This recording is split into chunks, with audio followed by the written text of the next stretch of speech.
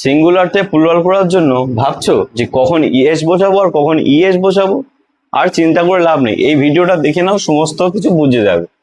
আমরা জানি singular number, আমরা জানি নাম্বার, নাম্বার মানে কি? এটা ফোন নাম্বার ভেবে নিও না, এটা সংখ্যা। ইংরেজি ল্যাঙ্গুয়েজে এটাকে আমরা সংখ্যা হিসেবে ধরি। সংখ্যা কখন বাড়াবো কখন কমাবো সেই ক্ষেত্রে আমরা নাম্বার ব্যবহার করে থাকি। আমরা জানি নাম্বার দুই প্রকার, সিঙ্গুলার এক বচন, আর এটা দ্বি বা বহু বচন হিসেবে ব্যবহার করে থাকি। অর্থাৎ দুইয়ের বেশি হয়ে গেলে আমরা একে বলে নিই প্লুরাল, আর যদি এক থাকে তাহলে আমরা বলি সিঙ্গুলার।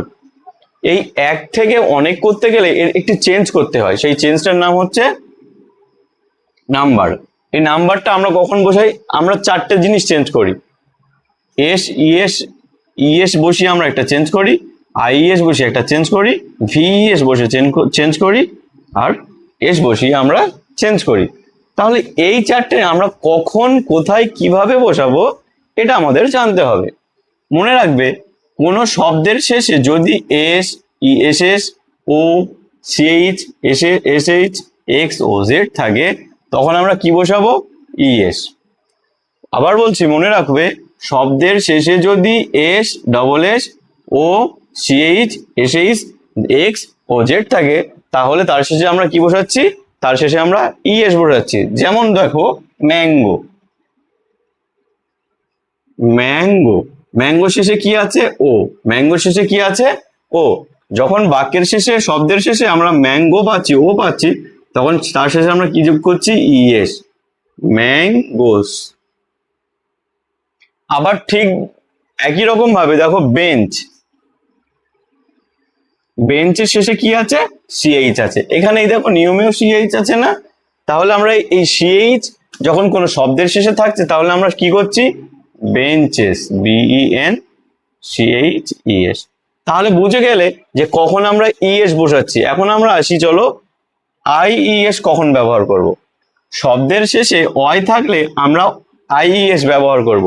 কিভাবে? শব্দের শেষে আমরা যখন অয় পাচ্ছি সেই অয়টাকে আমরা উঠিয়ে দেব, দিয়ে আমরা কি করছি? আমরা তখন তার সাথে কি করছি? অয়টাকে চেঞ্জ করে আইইএস বসাচ্ছি। যেমন ক্যারি, এই সিএ আর আর অয়, ক্যারি, এর শেষে আমরা কি পাচ্ছি? অয় পাচ্ছি। এটাকে আমরা প্লুরাল কিভাবে করছি? এই অয় যেহেতু আমরা তুলে দিতে হবে, তুলে দিয়ে কি বসাতে হবে? আইইএস। তাহলে কিভাবে করব?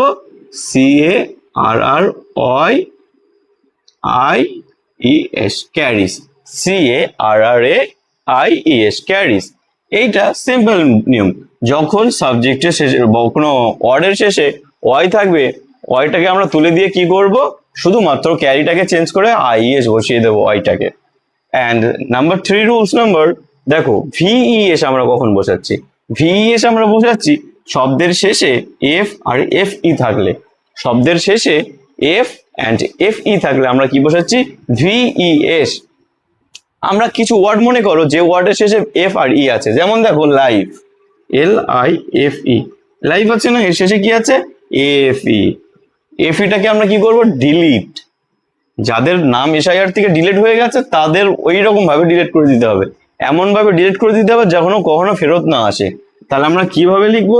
LIVES, আমরা এই ভিএস যোগ করে দিলাম। তারপরে আরো আছে লিফ, LEAF, লিফ। এই লিফের শেষে দেখো এফ আছে না? এই এফটাকে আমরা কি করব? ডিলিট। ডিলিট করে দিয়ে কি করব? ভিএস, LEAVES, লিভস করে দিতে হবে। আর মনে রাখবে, এইবারে এই তিনটে রুলস মোটামুটি মনে রাখতে হবে আমাদের। তিনটে রুলস মনে রাখলে আমাদের সিঙ্গুলার থেকে প্লুরাল একদম পুরো জলের মতো সোজা হয়ে যাচ্ছে। কিভাবে? আমরা এই কটা শব্দ এস, ইএস, এসএস, ও, সিএইচ, এস, এক্স ও জেড থাকলে আমরা ইএস বসাচ্ছি। কোনো শব্দের শেষে ওয়াই থাকলে চেঞ্জ করে আইএস বসাচ্ছি। কোনো শব্দের শেষে এফ আর এফই থাকলে ভিএস বসাচ্ছি।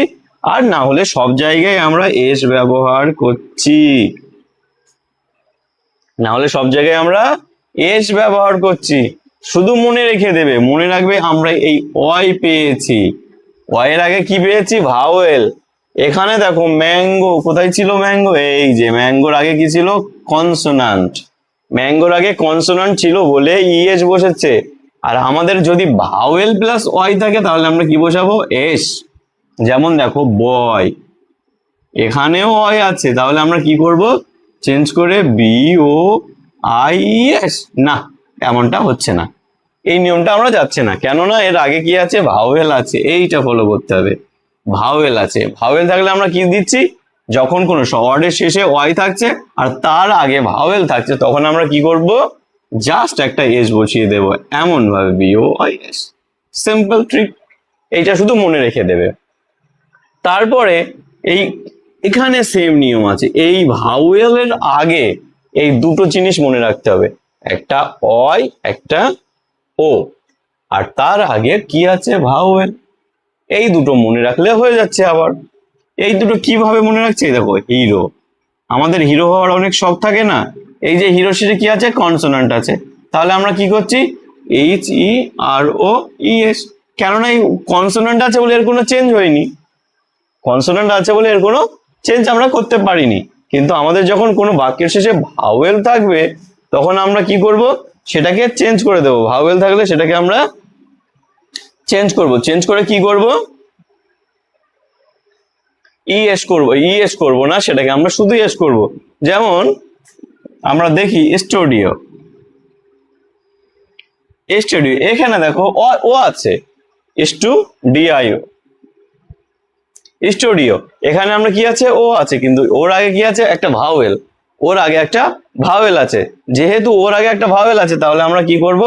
শুধু এস যোগ করে দেবো, S T U D I O S, studios.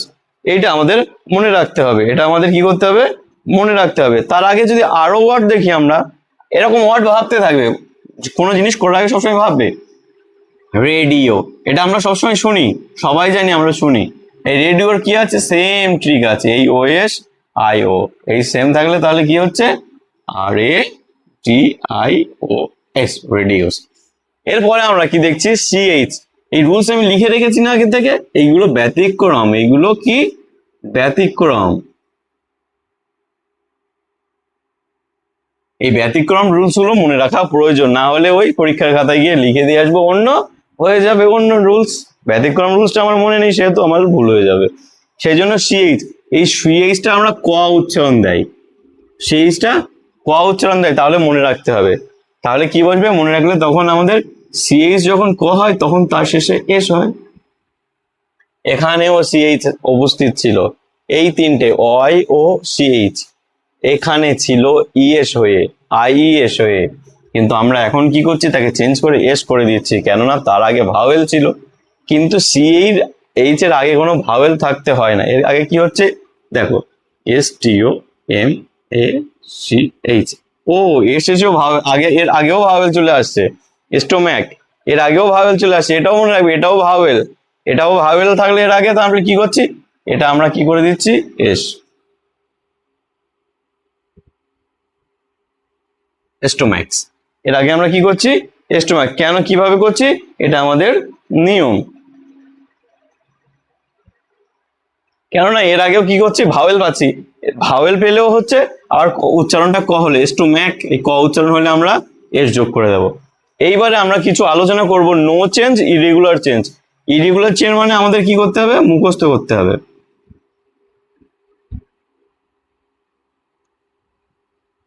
এর রুলস গুলো আমার জানা নেই, যদি জানা থাকে তোমরা একটু আমাকে বলিয়ে দিও, এটা আমি কোথাও খুঁজে পাইনি। সেই জন্য এগুলো কি করতে হবে? মুখস্থ করতে হবে।